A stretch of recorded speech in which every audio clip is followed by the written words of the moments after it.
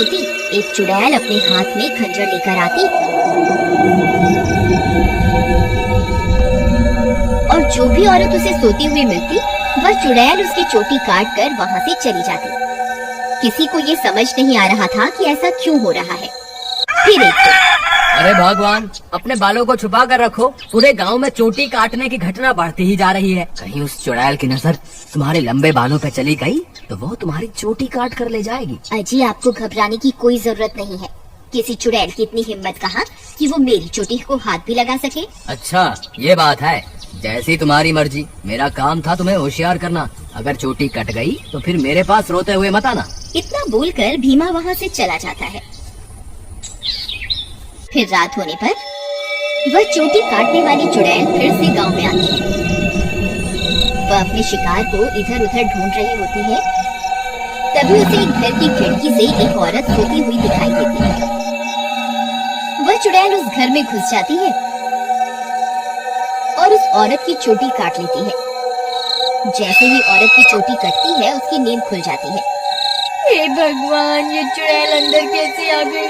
हाय, मेरी चोटी कहाँ गई? अरे मर गई रे, इसने तो मेरी चोटी काट ली।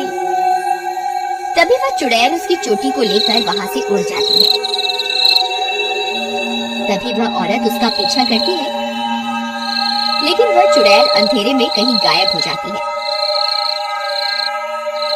तभी उसका पति भी उसके पीछे पीछे वहाँ आ जाता है। क्या हुआ मीना, तुम अचानक इतनी रात को यहाँ क्यों भाग कर आ गई? देखिए ना, इस चुड़ैल ने मेरी चोटी ही काट दी और न जाने अंधेरे में कहाँ गायब हो गई है। हे भगवान, ये क्या हो गया? तुम तो ठीक हो ना? उसने तुम्हें तो कोई नुकसान नहीं पहुँचाया ना? फिर वे दोनों उदास मन से वापस अपने घर आ जाते हैं। अगले दिन सुबह होने पर मीना की चोटी कटने की बात पूरे गांव में फैल जाती है। सब लोग उस चुड़ैल के बारे में बातें कर रहे होते हैं। फिर भीमा को अपनी पत्नी की फिक्र होती है तो वह अपने घर की ओर चल देता है।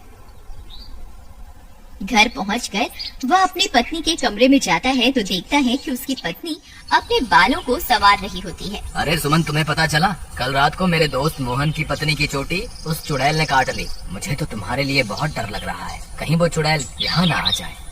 अजी, हमें घबराने की कोई जरूरत नहीं। आप डरिए मत, मुझे कुछ नहीं होगा। सुमन, तुम्हारे बाल तो दिन ब दिन लंबे ही होते जा रहे हैं। पहले तो ये इतनी तेजी से नहीं बढ़ रहे थे, ये अचानक से इन्हें क्या हो गया? अजी, मैं अब अपने बालों की कुछ ज्यादा ही देखभाल कर रही हूँ ना, इसलिए। ठीक है, तुम अपना ख्याल रखा करो। मैं अपने दोस्त मोहन से मिलकर आता हूँ।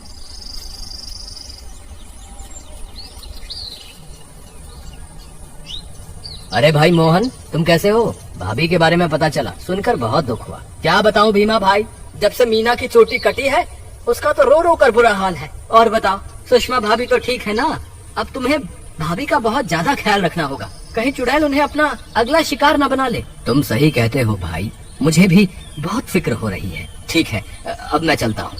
तुम अपना और मीना का ध्यान रखना। फिर इतना बोलकर भीमा वापस अपने घर आ जाता है। रात होने पर भीमा सो रहा होता है। अचानक उसे चीख सुनाई देती है। उसकी नींद खुल जाती है। वह इधर उधर देखने लगता है। सुमन कमरे में नहीं होती। वह बहुत डर जाता है। सुमन, कहाँ हो तुम? सुमन, कहाँ हो तुम? अरे मैं तो लुट गई, बर्बाद हो गई। ये चुड़ैल तो मेरी चोटी काट कर ले गई। हाय, मैं तो लुट गई। अरे, ये किसकी आवाज है? लगता है चुड़ैल ने फिर से किसी औरत पर हमला कर दिया है। मुझे बाहर जाकर देखना होगा। फिर वह भागकर बाहर जाता है और देखता है कि बाहर कुछ गांव वाले खड़े होते हैं।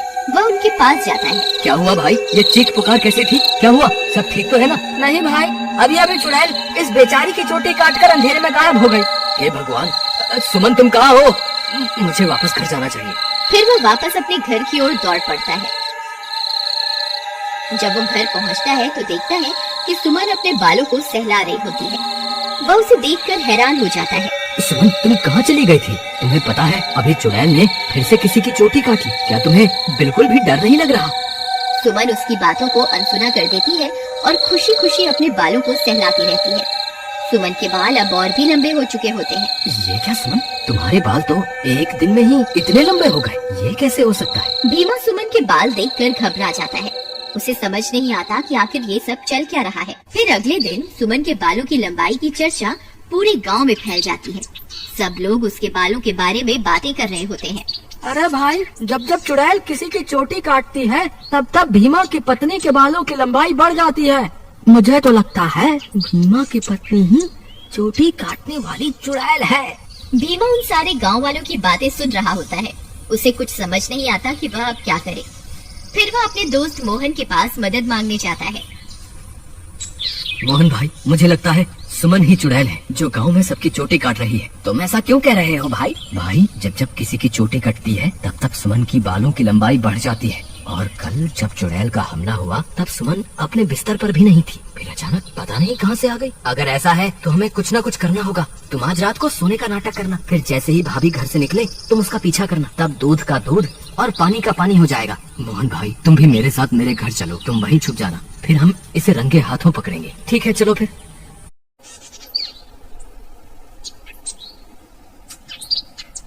फिर वे दोनों भीमा के घर आ जाते हैं और मोहन अलमारी के पीछे छुप जाता है। रात होने पर भीमा सोने का नाटक करता है। तभी सुमन उठती है और घर से बाहर निकल जाती है।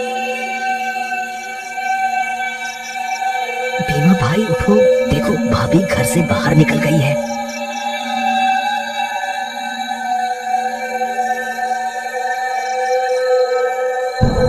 सुमन थोड़ी दूर जाते ही चुड़ैल में बदल जाती है और अपने शिकार की तलाश करने लगती है।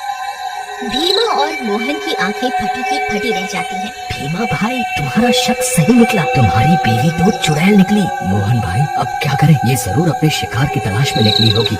अगर हमने इसे नहीं रोका तो आज ये फिर से किसी की चोटी काट लेगी। लेकिन भीमा भाई, भाभी सबकी चोटियाँ क्यों काट रही है? मुझे क्या पता भाई, जब तू अपनी भाभी से मिलेगा तो पूछ लियो। चलो इसका पीछा करते हैं।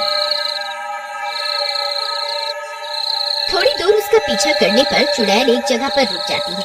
फिर वह इधर उधर अपने शिकार की तलाश करने लगती है। तभी चुड़ैल की नजर एक घर पर पड़ती है और वह उस घर में घुस जाती है।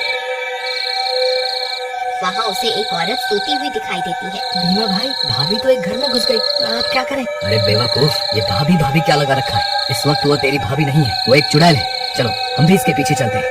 अरे वाह, इसके बाल तो बहुत लंबे हैं, आज इसे ही अपना शिकार बनाऊंगी। तभी भीमा और मोहन वहाँ पहुँच जाते हैं।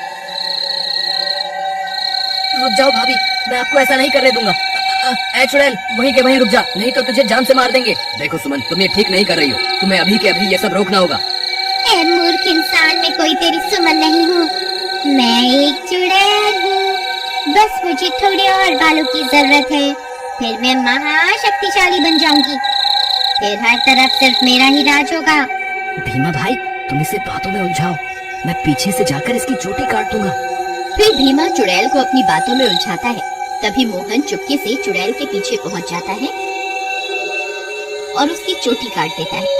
अरे मर गई रे, ये तूने क्या कर दिया? मेरे सारे किराए पर पानी फेर दिया।